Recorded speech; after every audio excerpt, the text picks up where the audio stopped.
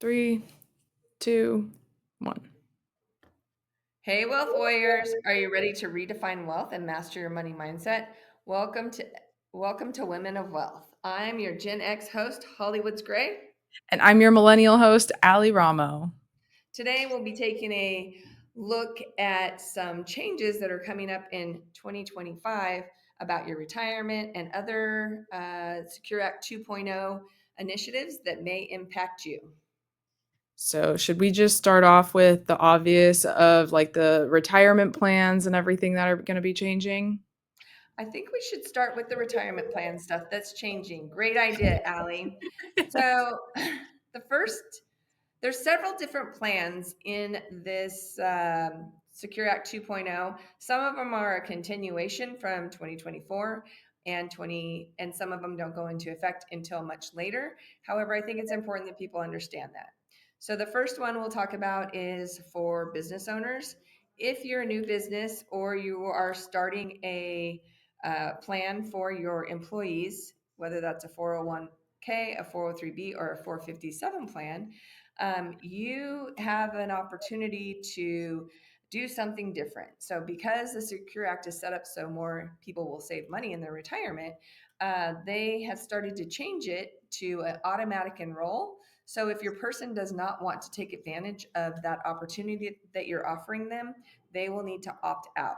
So existing plans do not qualify for this or are not affected. It's like not a grandfathered in thing or anything, but this is what one of the changes is for the automatic enroll for new companies. Anything you So, want to add there? and I have a question about that because I know in California it was, you have a certain amount of employees. So, this is a federal mandate that's going out. And so, does it matter how big the company is? So it will. So it does depend on state by state. I think there's 28 states now that have the state mandated retirement. So I think if you're in a state that doesn't have that, then it's going to be 10 employees or more. Anybody who is in a state that has a mandate, then you need to follow those rules first. So always remember that you're going to follow your state rules first, and then the federal rule will come on top of that. Kind of like if you're in a state where you pay income tax, then you usually file those at the same time. You usually get a idea of what tax bracket you're in based on what state you're in. Yep. Yeah. Cool. And then to add on to that, as business owners, so not only are you thinking about retirement plans for your employees, but also there's the BOI filing, and that's just making sure that you file that you're the owner of your corporation. I believe this is to prevent fraud. I'm not really sure what, but my accountant has told me I need to do that, and so it's a beneficial ownership information report from Yes, the and this yes, absolutely. And this is for the from the Corporate Transparency Act. So any business that has come into the effect before January 1st, 2025 needs to file this. It's they found out during COVID that a lot of businesses were fraudulently formed. They didn't have owners that were either alive or in the country. And so they're looking to tighten up entities and making sure that real people own these entities and that they're not just pass through companies. So there are some exceptions. So financial services, banks, anything that has to do with money management, those are some exceptions to the rule. However, we will put in the notes of this podcast, we will put in some additional information so that you can get to the website quickly to fill out the paperwork. There are a lot of companies that are preparing this for you. You'll pay somewhere between $250 and $1,000, depending on what company you look at, but you do need to get this form submitted, and you can do that online. You can do it yourself online, but you need to do that before January 1st, 2025 to avoid penalties. yeah, and that penalty is actually pretty big from what I remember. So don't wait, just file it. Absolutely. On the retirement, there's some new exciting changes for contribution limits. Holly, do you want to share what those are? Sure. So for anybody who is 50 or over, you already probably know that you have an opportunity to catch up. That part is not new. What is new is that if you're 60 to 63, the new catch up is giving you a little extra so that you have additional catch up available. So, for example, if you're 50 and over, you can catch up with an additional 7,500 into your 403, 403Bs, 457s, 401Ks. And that is something that you're able to do in the amount of 7,500. So that would bring your total savings to 31,000 a year. For those people ages 60 to 63, you can save an additional 11,250. So your catch-up amount for 2025 would be 34,750. So it's almost an increase of $4,000. So that's really helpful for people who are getting closer and closer to retirement. It seems like the government really wants people to start contributing to their retirement plans. Absolutely. And speaking about retirement plans, Allie, why don't you share a little bit about how people can convert their 529 plans, a little bit about what a 529 is and how they can convert that into a Roth IRA for their retirement. So if you're a parent, then you might have heard of a 529 because you can start saving for college for your kiddos. And if you are a grown kid who went to college, had a 529, and maybe you've got something left over, or maybe you didn't even attend college, maybe you went to vocational school, or you went straight into the workforce and didn't end up using your 529, there are some things, some options that you have for that leftover money. So, option one would be you can transfer that to your children and I believe a spouse, correct? Yes, I'd that's have, correct. I- Yeah, okay. another family member. Yeah. And so the other option is if it's been in issued for 15 years, you can convert that to an IRA, Roth IRA. So unlucky for me, my dad was the owner on my 529 recently. And, he's like, "You're an adult. I don't know why I'm still getting your statements. Let's change the owner of it to be you." Okay, great. So I signed the paperwork. And then I realized after it was all said and done that because we changed the owner, the policy had been issued a new issue date. And so now I get to wait 15 years uh, to move my 529 to a Roth IRA. So let's learn from Allie and don't do that. Maybe I wonder if he could have converted it as a benefit, as a benefit of mine to a Roth IRA. Yeah, so that's Um, really interesting because it's actually the beneficiary. So what you're going to have to do when you have a kiddo here in the next 14 years, you're going to have to transfer it to them because you being the owner of the policy, you now are not able to roll that into a 35 up to $35,000 account. So it's mm, only for the beneficiary of the 529, not for the owner of the 529. So um, and just everyone know that the Roth IRA limit, this is a lifetime limit, but you can roll it over towards a Roth IRA you might already have in effect. You just will have to check with your accountant and make sure that it doesn't, I mean, it's going to count towards any annual contribution amount. So you won't be putting additional funds into that. So check with your people, give us a call. We can help you with that as well. Another change for those of you that may already be retired is the minimum distribution age. Now, again, this is not a change for 2025 specifically, but it is a change for people who are 72 and a half to 73 and a half. So what it has happened is that last year it changed from a minimum distribution age of 72, and now that's gone up to 73. So if you turn 73 in before the end of this year, depending on when your birthday was, you need to take out your minimum distribution requirements. Now, have somebody who had a birthday in November, they need to take out their minimum required distribution before the end of March. And so you do have a 6 month period in there, but then they will need to now take out their next required minimum distribution before December of next year. So it is always December 31st of whatever year you are in that you need to take those required minimum distribution if you hit the age limits. The only thing that I will note for those of you that are younger, like me and like Allie, the age will be going up to 75 in 2033. So I won't be at 75 yet. So I get to wait till I'm 75 to start taking out my required minimum distributions. Nice. Um, Something to look forward to, I guess. Maybe Social and by Security will change to that too, and then I'll just keep working until I'm 75. I'm gonna say by then it'll probably increase then too, or maybe not. Yeah, and Maybe I'll be it'll like, be "Oh, I'm not gonna be able to I don't have to take it till I'm 85." Okay, great. maybe we'll be in so much debt they'll be like, actually, everyone has to take it sooner. They might do that. That could happen. Yes, I That's- mean, it's a really great point, Allie, because, um, one of the biggest concerns that us in the financial services industry take a look at is we take a look at that debt clock that they have for the good old USA. The last time the United States had a balanced budget, I was in grad school and Bill Clinton was the president.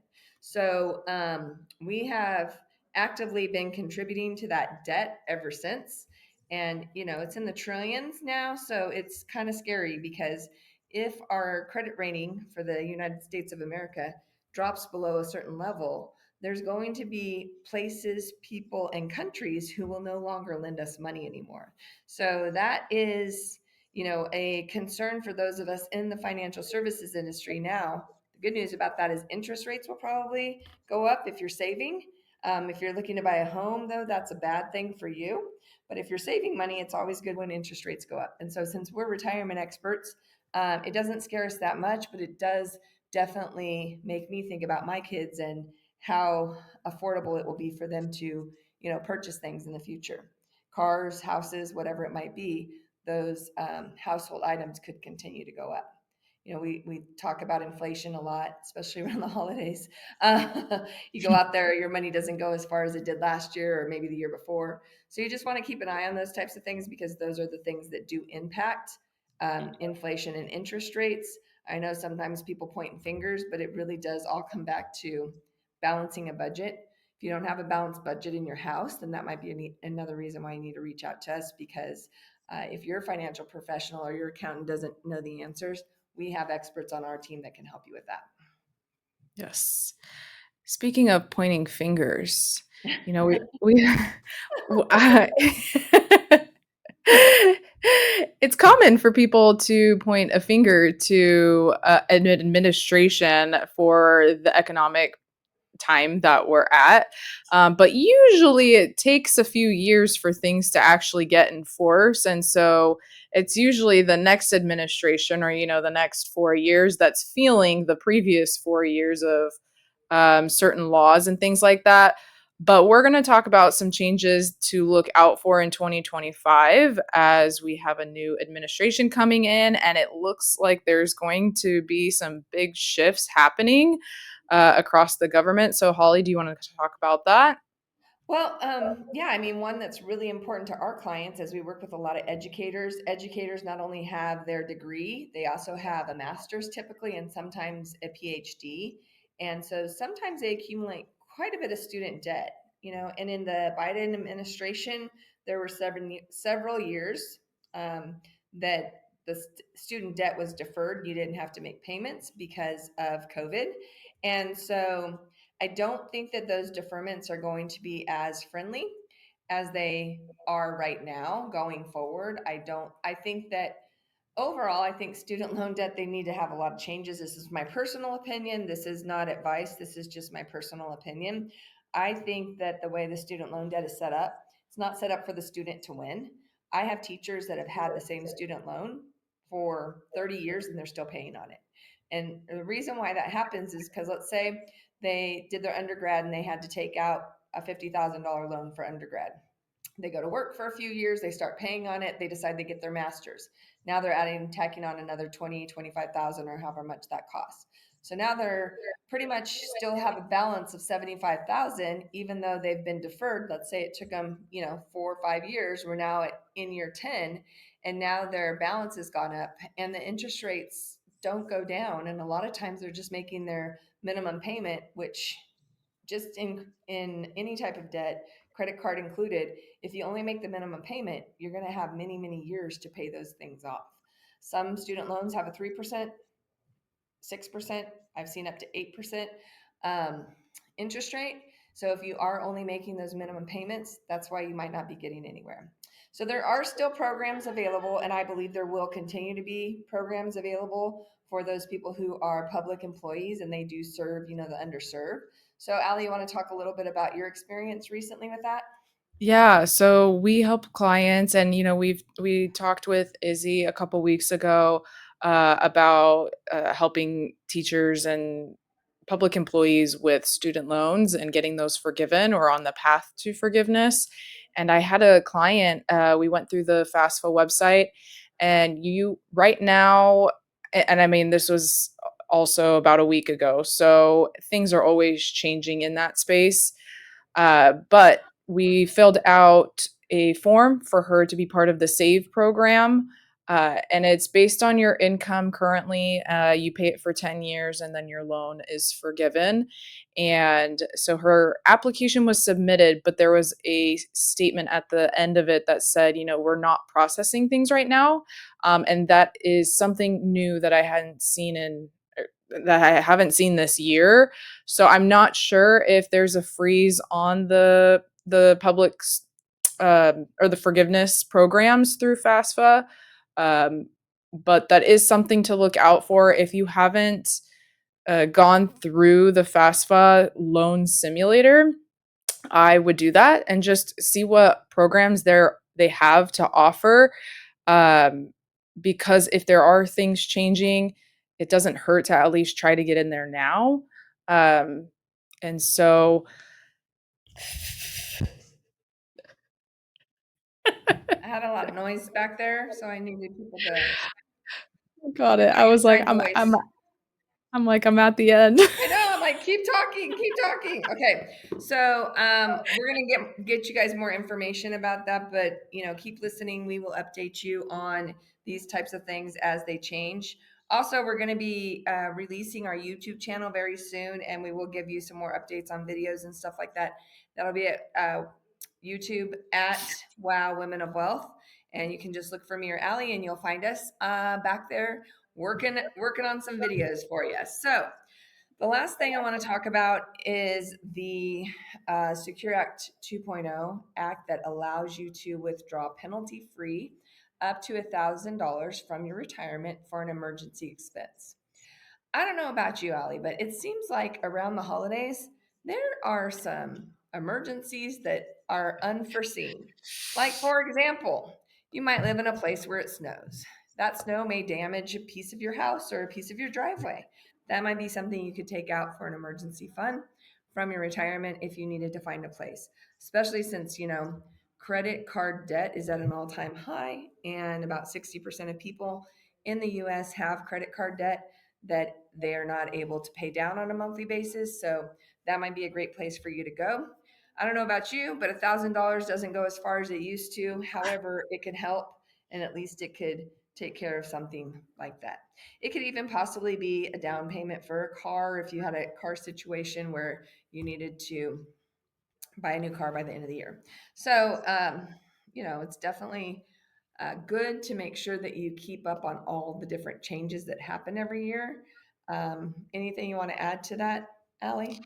No, I think we covered it. Yeah, it's good to kind of know what's going on in the foreseeable future and how that may affect you. So we encourage you to either reach out to your accountant or your financial advisor to get their opinion on your personal finances. And like Holly said, if you don't have that, we would love to connect you with one of ours. So reach out to us, and we'll have our contact information in the email description or the podcast description.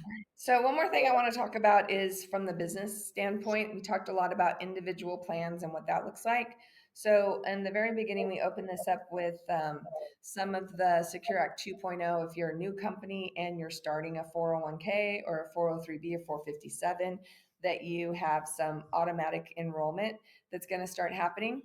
That's only for new businesses. It doesn't affect government entities at all. However, there are some tax savings that are still available for employers that do a matching program. So, because of Secure Act 2.0, there is definitely very incentivizing ways for a business owner to start doing a matching program. So for the first 2 years of that program, you can get dollar for dollar tax credit. So let's say you have 10 employees, you're matching at 3%. Let's say it's $30,000 that it comes out to from each 10 employees. You can have a dollar for dollar write off for the first 2 years that you start doing that. The third year, it goes down to 75% write off. The fourth year, it goes down to 50% write off. And that fifth year, it goes back to what it normally is, which it was before Secure Act 2.0, which is that 25% write off. So it gives business owners a way to help their employees with a dollar for dollar write off that wasn't available before. And so I don't know how long that will continue to be available. So it might be something you want to get into so that you can get grandfathered into that. And then the last thing I want to say is we are still accepting employee retention credit applications. We will be doing that through April. You would only be able to qualify for 2021. However, the 2021 ERC credit was much higher than 2020. So we definitely can give you any information you need on that, but we are still accepting applications. And I believe that we're one of the few companies that are still accepting applications. There was a moratorium put on the payment of ERC cases back in September of 2023.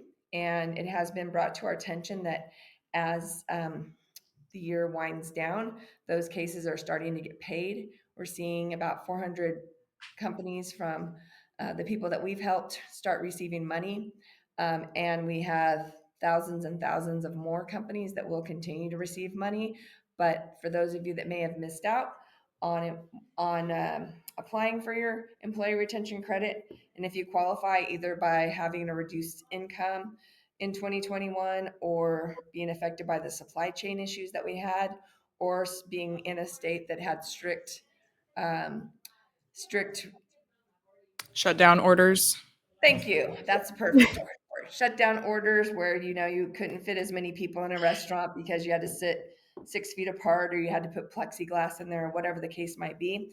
You may qualify for it, so it's worth getting on a call with one of us or one of our teammates to find out if you qualify and get your case in line, because from what we understand, because this was a Trump initiative to begin with, I believe, I won't speak for Allie, but I believe that because of that, it is something that's going to be moving along a little bit quicker.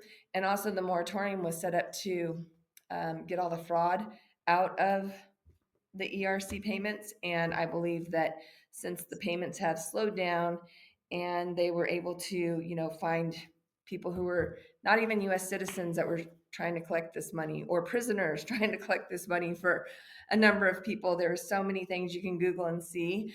But, working with a legitimate company like ours and one that has an accountant that walks through the office. I just spoke to him this morning. He's our lead accountant and he used to be a fraud researcher for the IRS. So I really believe that if you miss the boat on that, you might have an opportunity to jump back on here in the next couple months, get your paperwork in and receive money. I know a lot of businesses may not have felt it in 2020, may not have felt it as much in 2021. 2022 seems like things started opening back up, but it seems like now is when we're seeing the effect of those businesses being shut down in a lot of cases. Now is when bigger businesses like with 150 employees are starting to have to lay off employees because of everything that's happened. It's pretty common. Something happens and you don't see the effects of it for 3 to 5 years. So Yeah. that's all I have to say about that. But I think this is really good to make sure that you're updated on all the changes. We do our best to update you. However, you can do some Google searches as well to find out some of the things that we talked about today. They're on a lot of different websites. Or you can go to womenofwealth.vip if you would like to schedule an appointment with us. Again, that's womenofwealth.vip. Some of the information we covered today will be on that landing page, and there's a place there to schedule an appointment with me or Allie. So we look forward to talking to you soon. Allie, you got one last thought? Merry Christmas. Merry Christmas.